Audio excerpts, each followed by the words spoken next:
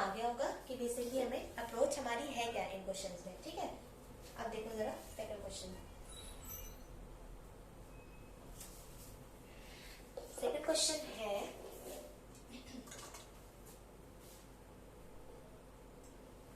Integration of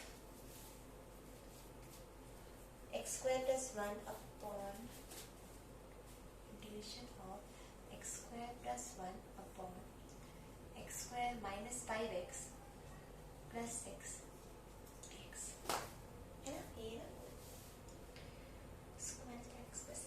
अब जरा इधर ध्यान दोगे ना तुम तो एक चीज रियलाइज होगी कि ये प्रॉपर रैशनल फंक्शन नहीं है। So you have to convert it into I mean to say ये improper rational function है, so you have to convert it into the proper rational function, ठीक है। कन्वर्जन का मैंने क्या तरीका बताया था, लॉन्ग डिवीजन मेथड, ठीक है। अब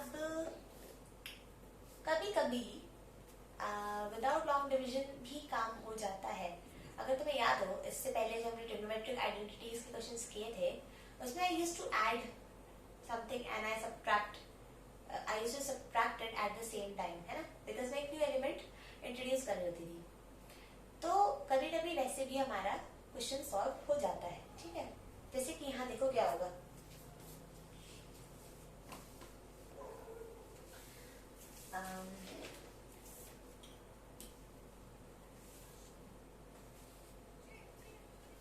तुम्हें अगर दिख रहा हो तो नीचे -5x + 6 है, ठीक है। अब बेसिकली हमें ऊपर भी -5x + 6 चाहिए, तो ये कैसे होगा, नीचे है आपका x² - 5x + 6, है ना। मैंने कहा कि ऊपर मुझे ये वाली टर्म्स चाहिए ना, तो मैं क्या करूंगी, +1 को रहने दो, हाँ ये तो इतना है ना, इसको आप डिलीट नहीं कर सकते। आप इंट्रोड्यूस करोगे -5x + 6, है ना, और आप उसको सबट्रैक्ट भी करोगे तो ये हो जाएगा +5x - 6। दिख रहा है तुम्हें, जब इसको तुम कैंसिल आउट करोगे तो ये 0 हो जाएगा, है ना, तो ओरिजिनल फॉर्म आ जाएगा। समझ रहे हो मैंने क्या किया, I introduced a term and I subtracted it at the same time, right, क्योंकि इसकी एक्चुअली में एग्जिस्टेंस नहीं है। हमें क्वेश्चन सॉल्व करने के लिए इसे इस तरीके के फॉर्म में कन्वर्ट करना होगा।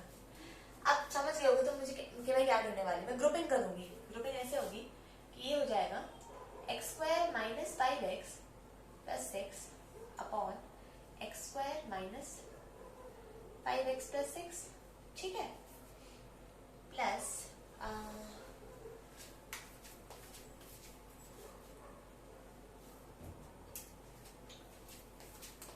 इसमें अलग टर्म्स क्या है, ये वाला, ये वाला, ये वाला, हाँ, तो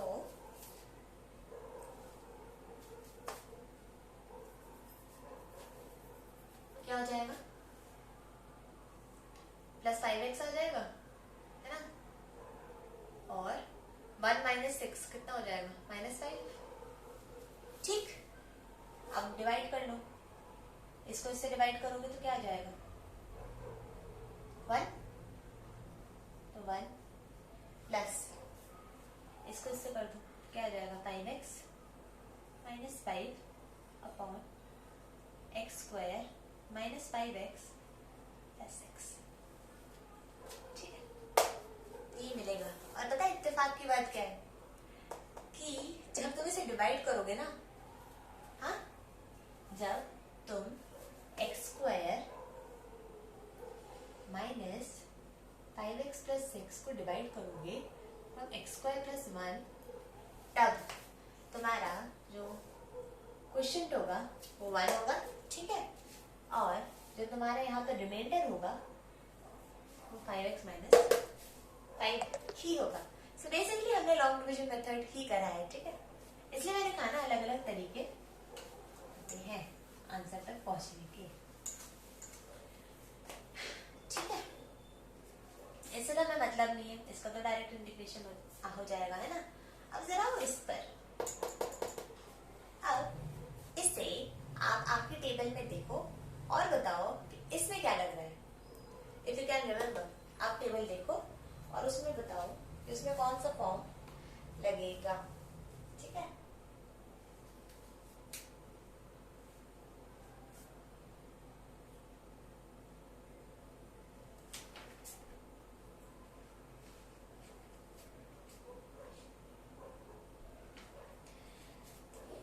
फर्स्ट फॉर्म लगेगा ना, है कि नहीं, कि कोई और लगेगा?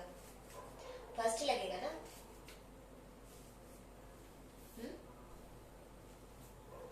X square minus 5x plus 6, इसको फैक्टराइज कर सकते हो? कैसे लिख सकते हो? 6 के क्या फैक्टर होते हैं? 3 और 2, 3x माइनस 2x प्लस 6, मतलब x minus 3 minus 2, x minus 3, x minus 3, x minus 2, क्या फैक्टर हो जाएंगे इसके?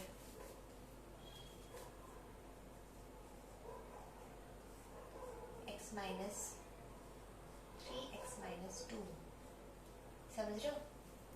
ये फर्स्ट फॉर्म है आपका। फर्स्ट फॉर्म के हिसाब से इसका वो क्या बन जाएगा, इसको नहीं देखना है, ये तो डायरेक्ट इंटीग्रेट हो जाएगा, ठीक है। हम इसकी बात कर रहे हैं।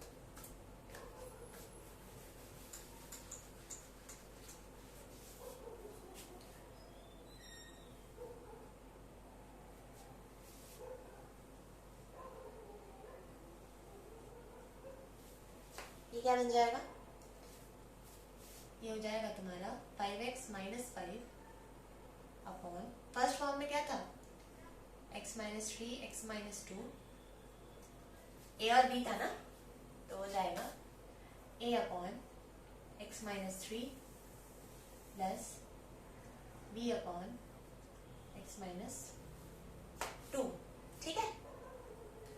आ गया इतना? अब क्या करेंगे?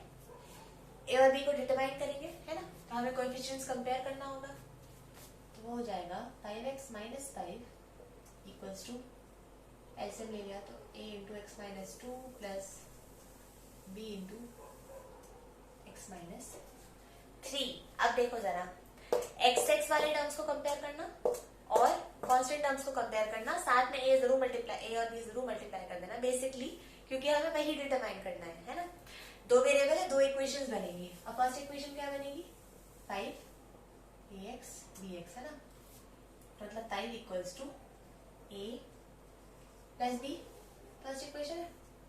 सेकंड इक्वेशन क्या बन जाएगी? Minus 5 equals to minus 2a minus 3b, ठीक है, ये सेकंड इक्वेशन है। अब बहुत मेथड्स होते हैं, ठीक है। आप या तो डायरेक्टली इक्वेशंस को सब्ट्रैक्ट कर सकते हो, आप सब्स्टिट्यूशन मेथड भी कर सकते हो। सब्स्टिट्यूशन मेथड में ऐसा होगा कि ए की वैल्यू मैं मान लेती हूँ 5 माइनस बी, ठीक, मान नहीं लेती हूँ, मैंने इसको उधर शिफ्ट कर दिया है, ठीक है। अब आप इसको सब्स्टिट्यूट कर दोगे सेकंड इक्वेशन में, तो वो हो जाएगा minus 5 minus 2, 5 minus B minus 3b, ठीक, माइनस 5 टू द कितना, minus 10 plus 2b minus 3b, ठीक है। माइनस 5 प्लस 10 कितना हो जाएगा? 5, है ना, और यहाँ पे क्या हो जाएगा? माइनस ऑफ b, तो मतलब b हो जाएगा आपका माइनस 5, ठीक है, और आपका a हो जाएगा, a क्या था? 5 माइनस b था, 5 minus of minus 5, that is 5 plus 5, कितना हो गया? 10, और b नहीं सॉरी, a की वैल्यू आ जाएगी 10, ठीक है। अब इन दोनों वैल्यूज को आप इसमें सब्स्टिट्यूट करोगे, है ना। मैं रब कर देती हूँ इस साइड ना। एक चीज बननी है, ध्यान रखना, ये चीज बनने नहीं हटाना है हमें,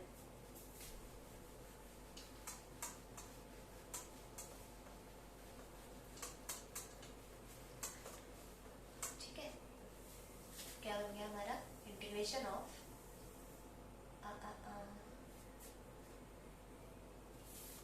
क्या क्या था 1 प्लस एक क्या है हमारा 10,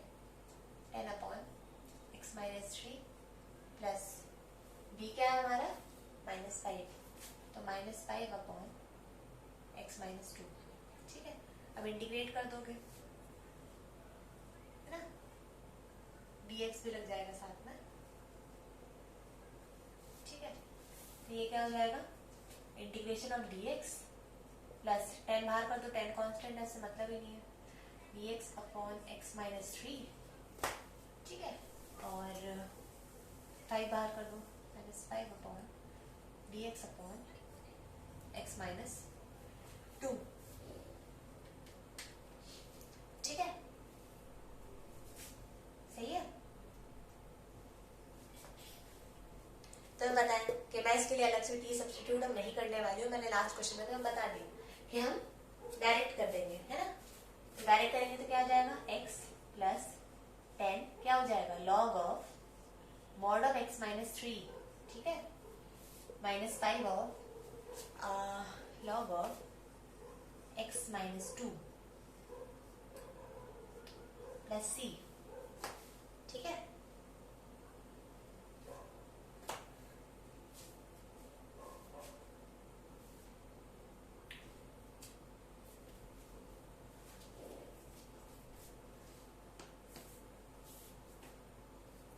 ये आपका फाइनल आंसर है।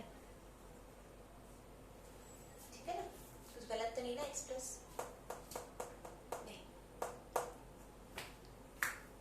ठीक है, आगे है क्वेश्चन, नोट डाउन कर लो इसको।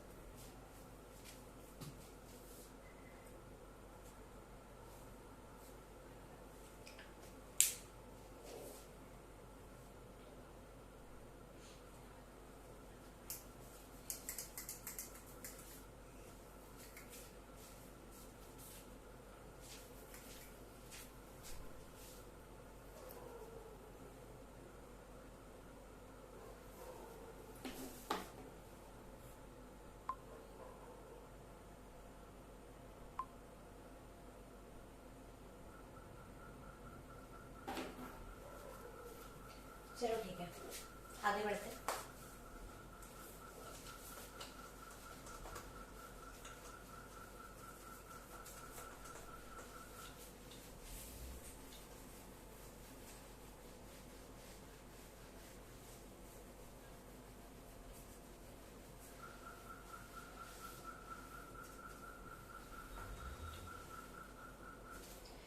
अगला क्वेश्चन देखो, अगला क्वेश्चन है 3x -2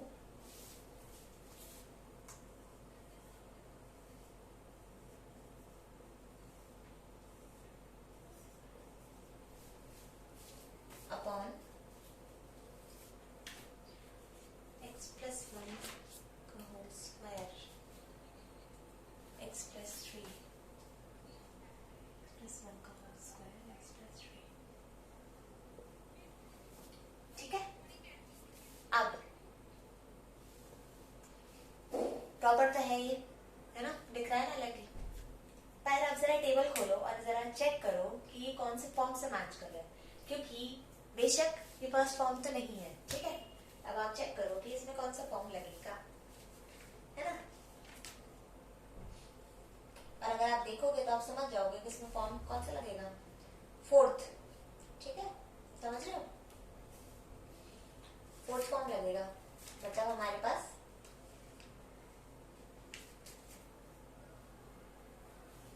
तो मतलब ये हो जाएगा a अपॉन x + 1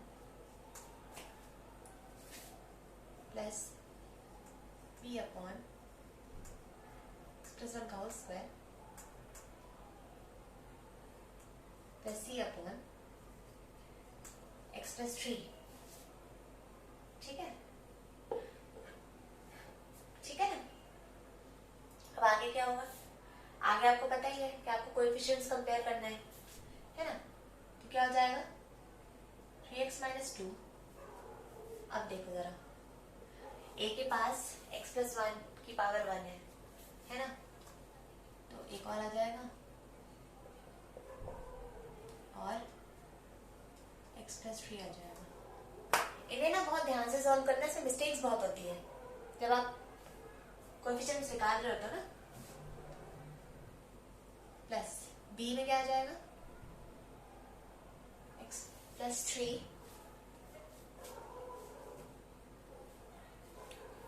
है ना,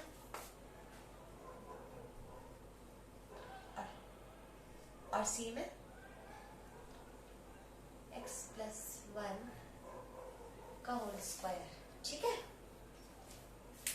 इधर तक कोई डाउट तो होना नहीं चाहिए। x प्लस 3 का होल स्क्वायर, ठीक है, सही है। अब जरा इसे ओपन कर लो, x square plus 3x plus x plus 3,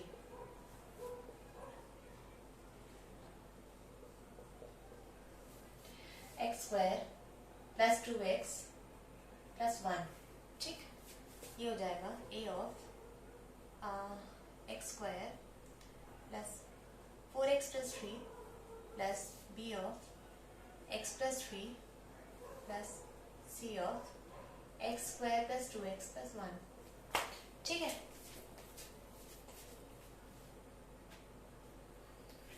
हाँ, अर्धे पे क्या है हमारे पास, 3x माइनस 2। अब हम क्या करेंगे, कोएफिशिएंट्स को कंपेयर करेंगे। हाँ, तो अगर तुम्हें दिख रहा है एक्स स्क्वायर का यहाँ पे कोई कोएफिशिएंट नहीं है, 3 वेरिएबल है इस बार, तो 3 इक्वेशंस बनेंगी। हाँ, एक्स स्क्वायर का यहाँ पे कोई कोएफिशिएंट नहीं है तो हो जाएगा 0, इसका a और c, ठीक है। तो यहां से मिल जाएगा तुम्हें कि a इक्वल्स टू माइनस सी है। अब जरा दूसरा, अब हम क्या करेंगे, x के कोएफिशिएंट्स को कंपेयर करेंगे। हाँ, तो यहाँ से आपको मिलेगा 3, यहाँ से आपको मिल जाएगा 4a,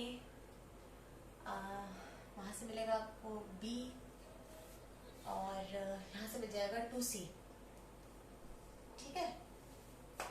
पर मैंने क्या कहा था कि a तो माइनस सी है, तो ये हो जाएगा minus 4c plus b plus 2c, मतलब 3 equals to minus of 2c plus b, ठीक। ये b और c के बीच में रिलेशन है। अब आपको कॉन्स्टेंट्स कंपेयर करने हैं, तो क्या हो जाएगा, minus 2 equals to 3a plus 3b plus c, ठीक है। अब a क्या था, माइनस सी, तो ये हो जाएगा minus 3c plus 3b plus c, मतलब minus 2 equals to minus of 2c plus 3b, ठीक है।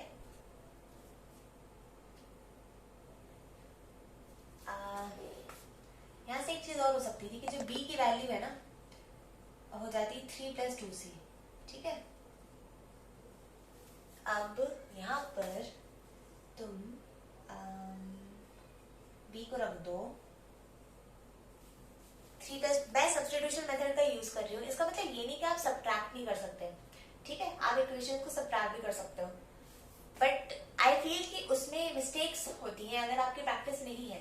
दिस इज द रीजन मैं आपको ये वाला मेथड बता रही हूँ, इसमें एटलीस्ट मिस्टेक्स नहीं होगी, टाइम जरूर लगेगा बट एक्यूरेट आंसर आएगा, है ना। तो 3 और b हो जाएगा 3 प्लस 2c, हाँ, तो ये हो जाएगा minus 2 equals to minus 2c plus 3 3 is 9 प्लस 3 2 is 6c, ठीक है। ये हो जाएगा माइनस 11 और ये हो जाएगा माइनस 4c, है ना।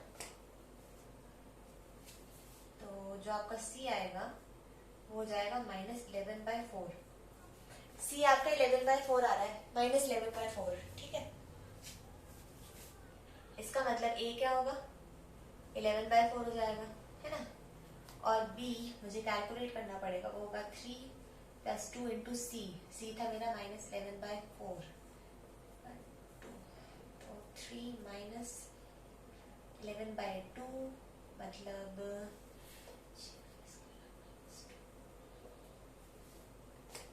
-5, है ना,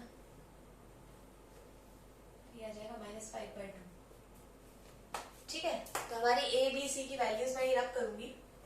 हाँ, जो हमारी ए बी सी की वैल्यूज फाइनली आ रही है वो है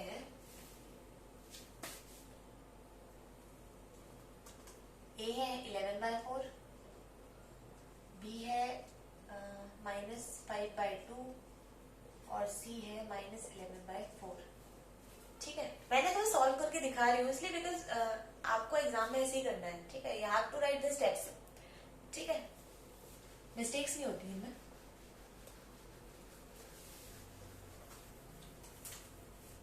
अब ए बी सी मैंने फाइंड आउट कर लिया है तो हम इसे रिप्लेस कर देंगे। ए क्या है मेरा 11/4 है ना, और x+1 है साथ में। बी क्या है -5/2। मैं एक काम करती हूँ, डायरेक्ट तो मैं इंटीग्रेशन दिखा रही हूँ। इंटीग्रेशन ऑफ 11/4, 11/4 बाहर हो जाएगा, हाँ, और अंदर आ जाएगा dx/x+1। सिमिलरली b क्या हो जाएगा -5/2, इंटीग्रेशन ऑफ dx/x+1 का होल स्क्वायर। ठीक है, और c है हमारा -11/4 इंटीग्रेशन ऑफ dx/x+3। ठीक है,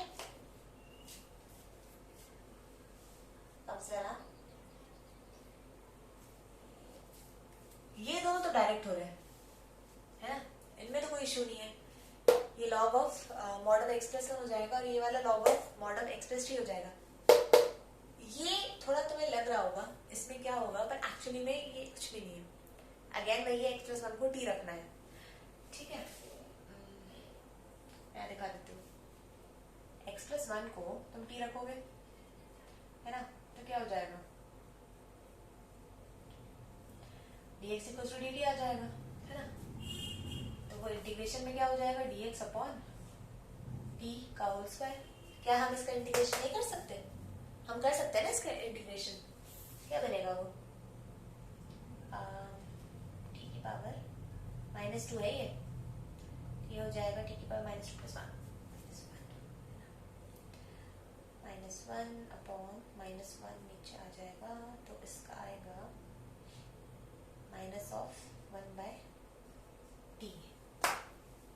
ठीक है, तो मतलब कि ये वाला हो जाएगा 11/4 log of mod of x+1, और ये क्या हो जाएगा -5/2 log ऑफ, क्या निकाला मैंने, माइनस माइनस प्लस हो जाएगा, हाँ,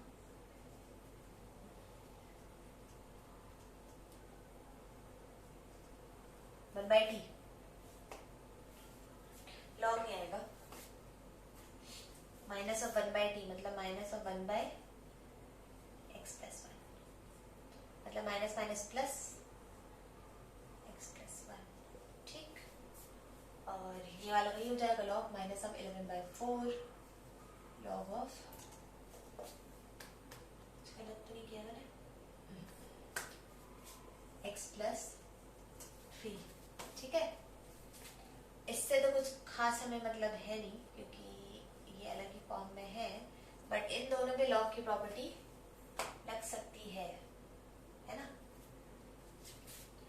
minus plus of 11/4 log of, इनको क्या करना ना 11/4 कॉमन निकालना। ठीक है, तब अंदर बचेगा log of mod of x+1 minus log of mod of x+3। उस हिसाब से बन जाएगा x+1/x+3 प्लस c। हाँ, हर जगह प्लस c चल रहा है, नहीं यहाँ से। ठीक है,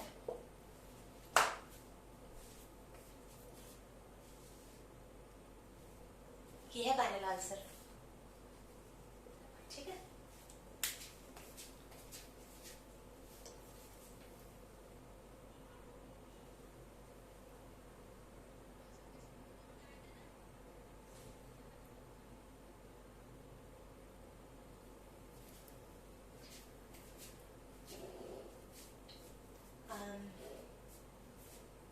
I'll end the video next video, ठीक है? सो आप वापस आइए और आगे का वीडियो देखिए।